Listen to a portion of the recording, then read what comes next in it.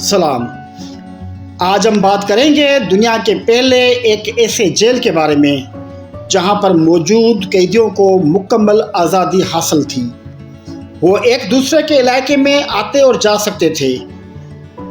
بدین کی مضافات میں جیل پورے ملک میں اپنی نوعیت کا منفرد قیدی مرکز تھا۔ جیل جیسا کہ اس کا نام تھا، دلچسپ بات یہ ہے کہ براہ راست بجلی کی تاروں، لمبی دیواروں، بیریکوں، چیک پوسٹوں، سنتریوں، سارجنٹ سیٹوں اور بنگلے کی اونچی دیواروں سے منع کیا گیا ہے۔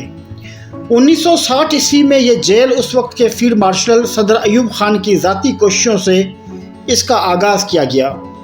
بعد میں اس جیل کو 1980 عیسوی میں بدین ضلع کے ساحلی سمندر کے ساتھ آباد شہر سیرانی کے ساتھ میں شروع کیا گیا۔ اس جیل کا مقصد قیدیوں کی اصلاح اور انہیں ایک بہتر اور منفرد شہری بنانا تھا۔ وہ سزا پوری کرنے کے بعد معاشرتی دھارے میں دوبارہ شامل ہو سکے۔ اس اوپن جیل میں قیدیوں کو اپنے ساتھ اپنی فیملی کو بھی رکھنے کی اجازت تھی۔ وہ ایک وقت مقرر تھا جس میں قیدی اپنا کام مکمل کر کے دوبارہ اوپن جیل پہنچتے اور وہاں پر اپنی حاضری لگاتے۔ اس اوپن جیل میں موجودہ قیدیوں کو جیل کھاتے کی 4000 ایکڑ غیر آباد زمین کو آباد کروایا جاتا تھا۔ اس جیل میں پورے سندھ سے اچھی ساکھ رکھنے والے قیدیوں کو اپنے مذاہب کے مطابق پاک کتاب پر ہاتھ رکھوا کر بنا کسی ضمانت کے اسے اوپن جیل بھیج دیا جاتا تھا، جہاں پر قیدی آزادی کے ساتھ نقل و حرکت کر سکتے تھے اور جیل کھاتے کی غیر آباد زمین کو آباد کرتے تھے۔ اور غیر آباد زمین کو آباد کرنے کے بعد وہاں سے آنے والی رقم قومی خزانے میں جمع کی جاتی تھی اور اوپن جیل میں رہنے والے قیدیوں کو اور ان کے اہل خانہ کو کھانا وغیرہ دیا جاتا تھا اور سرکاری زمینوں سے ملنے والی آمدنی کا کچھ حصہ بھی قیدیوں کو دیا جاتا تھا۔ اس جیل کا تصور وقت کے ساتھ دنیا کے دیگر ممالک میں بھی مقبول ہوا اور اسے قیدیوں کی اصلاح کے لیے ایک مؤثر طریقے کے طور پر دیکھا گیا۔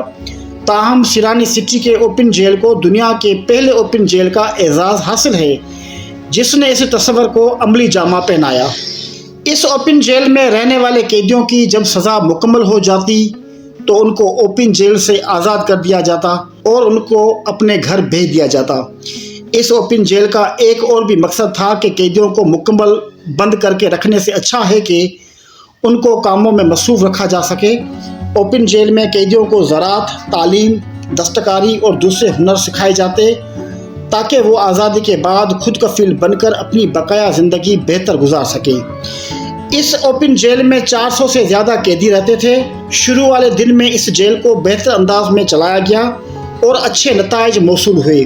بعد میں کچھ لوکل لوگوں کی مدد سے کچھ قیدی اس اوپن جیل سے فرار ہوئے، جس کے بعد اس جیل میں روز بروز قیدیوں کی تعداد میں کمی کرتی گئی اور بالآخر 1990 میں اس جیل کو مکمل طور پر بند کر دیا گیا۔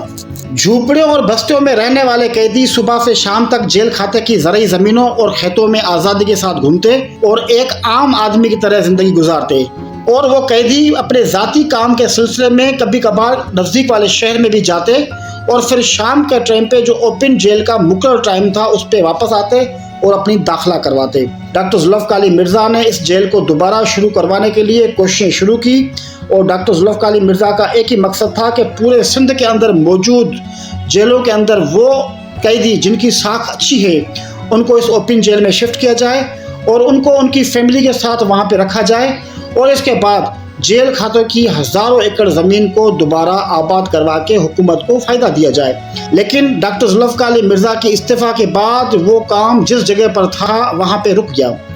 آج بھی اوپن جیل کی جگہ کچھ جھونپڑیاں اور بستیاں موجود ہیں اور جیل کھاتے کے ملازم بھی تعینات ہیں، لیکن جیل کھاتے کی 4000 سے زیادہ ایکڑ زمین زرعی زمین کچھ لوکل زمینداروں کی قبضے میں، کچھ لیز پہ لے لی گئی اور کچھ غیر آباد ہیں۔ حکومت پاکستان کو چاہیے کہ دنیا کے پہلے اوپن جیل کو دوبارہ چلانے کے لیے کوششیں کریں تاکہ اچھے کردار والے قیدیوں کو اس جیل میں اپنی فیملی کے ساتھ منتقل کر کے نہ صرف جیل کھاتے کی ہزاروں ایکڑ زمین کو دوبارہ آباد کروایا جا سکتا ہے بلکہ قیدیوں کو مختلف ہنر سکھا کے ان کو دوبارہ جینے کا راستہ دیا جا سکتا ہے تاکہ وہ قیدی اپنی سزا مکمل کرنے کے بعد اپنی بقایا زندگی عزت اور احترام کے ساتھ گزار سکیں۔